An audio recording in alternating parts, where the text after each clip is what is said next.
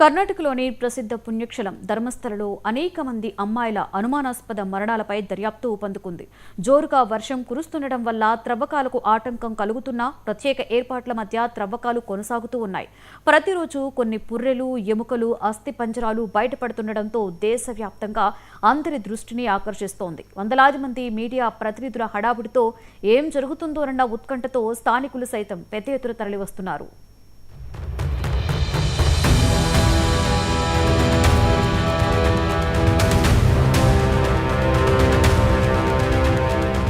అటవీ ప్రాంతంలోని ధర్మస్థల పవిత్రమైన ఆలయం పేరుతో ప్రసిద్ధికెక్కింది. కానీ ఇప్పుడు అదే ప్రాంతం గుర్తు తెలియని శవాల స్వరం వినిపిస్తున్న అరణ్యంలా మారింది. పుర్రెలు మాట్లాడుతున్నాయి, పాపాల మూలాలను బయటపెడుతున్నాయి. తాజాగా 14వ పాయింట్ వద్ద తవ్వకాల్లో వెలుగులోకి వచ్చిన అస్థిపంజరాల వల్ల ఈ దుశ్చర్యల వెనుక దాగిన చీకటి కథనాలు బయటపడే అవకాశం ఉందని ప్రత్యేక దర్యాప్తు అధికారులు ఆశాభావంతో ఉన్నారు. అప్రూవర్గా మారిన పారిశుద్ధ్య కార్మికుడు చూపించిన అటవీ ప్రాంతంలోని తవ్వకాల్లో ఇప్పటి వరకు చాలా అస్థిపంజరాలు బయటపడడం చూడడం సంచలనం రేపుతోంది. క్రైమ్, సస్పెన్స్ సినిమాలకు మించిన దారుణ అకృత్యాలు జరిగినట్లు అనుమానాలు బలపడుతున్నాయి.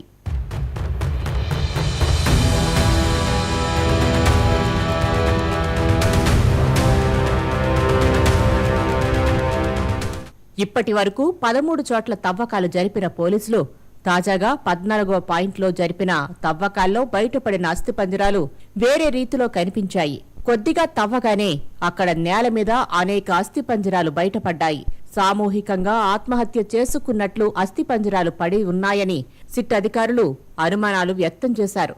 ప్రత్యక్ష సాక్షి చెబుతున్నట్లుగానే ఒక్కచోట మినహా దాదాపు అన్ని చోట్ల పుర్రెలు, ఎముకలు బయటపడ్డాయి. దీంతో ఇప్పటి వరకు బయటపడిన ఆధారాలతో ఫోరెన్సిక్ నివేదికల ఆధారంగా దర్యాప్తు జరిపేందుకు సిట్ అధికారులు అన్ని కోణాల్లో ఆధారాల కోసం ఆరా తీస్తున్నారు.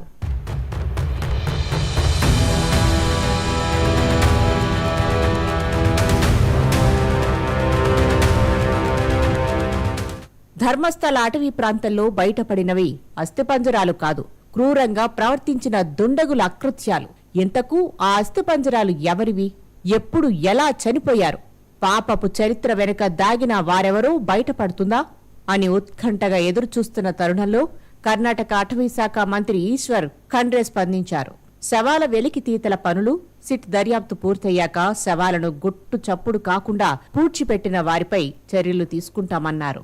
రిజర్వ్ ఫారెస్ట్ లో అనుమతి లేకుండా అడుగు పెట్టడమే తప్పైతే మృతదేహాలను పూడ్చిపెట్టడం ఇంకా నేరమన్నారు. ఇందులో అటవీశాఖ అధికారుల నిర్లక్ష్యం కూడా కనిపిస్తుందని మంత్రి పేర్కొన్నారు.